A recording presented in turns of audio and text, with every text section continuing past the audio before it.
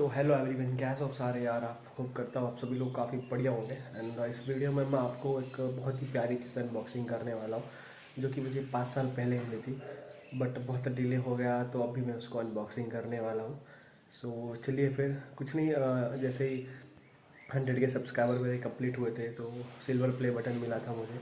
तो अब तक मैंने उसको कभी अनबॉक्सिंग किया नहीं, मतलब मैंने खुद ने तो उसे ओपन करके देखा है, बट कभी यूट्यूब पे आप लोगों को बताया नहीं। तो वही चीज़ वीडियो में बताने वाला हूँ। बहुत ही एक्साइटेड हूँ, थोड़ा नर्वस भी हूँ। ठीक है, देखते हैं कैसा होता है वीडियो।